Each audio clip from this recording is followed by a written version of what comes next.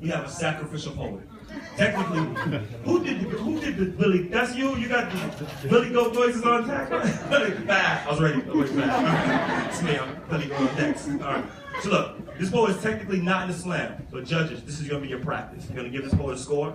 Based on this for the rest of the evening, you're going to decide if you like the other poets more. You give a higher score, you like them less. You give a lower score. Judges, if you got it, let me hear you say yeah. Yeah. Audience, if you got it, let me hear you say yeah. Yeah. Start clapping, start clapping, start clapping. It's time for the poet and the Scotty. Please to the stage. Write history without a pen, no ID on the track, let the story begin.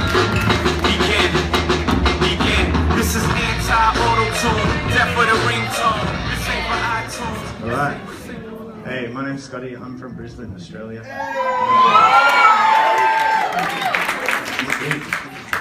Tens. G'day. Awesome. Poetry Slam's been around in Australia for about 10 years. So, you know, we're kind of new at it, but we like watching the YouTube clips and we like, you know, participating in slams, and we're already a little bit cynical about you know, the way slams are delivered and you know, how you have to be really intense and earnest and stuff like that. So we made up this form of poetry that is not really poetry. It's like anti-minimalist, important poetry. It's called maximalism. Would you like to hear a maximalist poem? Yeah. Okay.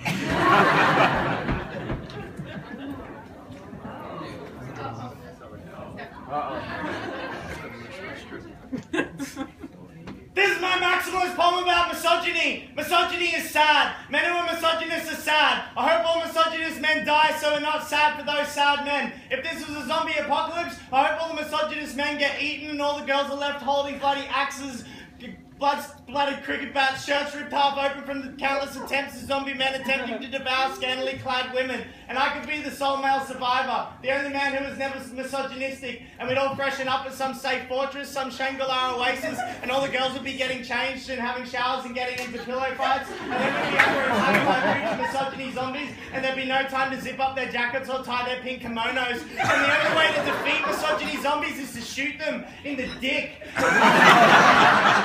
Or cut off their cocks with ninja swords and mini skirts, and all the girls would be like, girl power, and I'd be like, yeah. And then eye me suspiciously. They'd shoot me in the dick in a second if I began to change, but I'd be the only man with the immunity to dick infestation. I'd be the only misogynistic man on the planet, and all the girls would have to look after me and bake me cupcakes so I could repopulate the world with my resistant strain of DNA.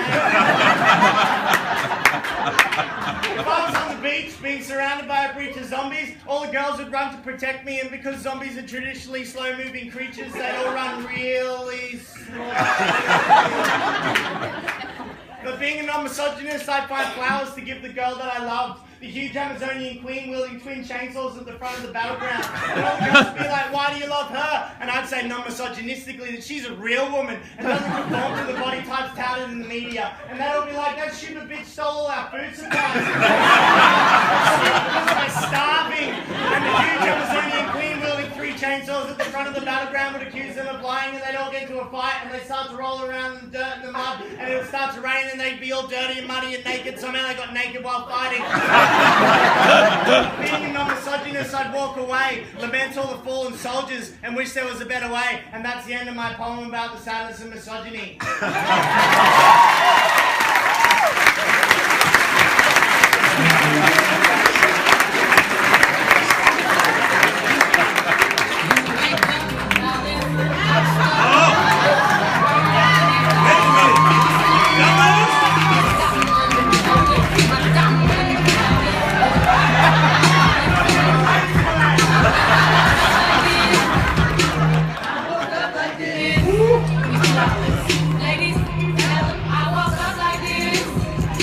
Don't try to resist it. I saw you. I saw you.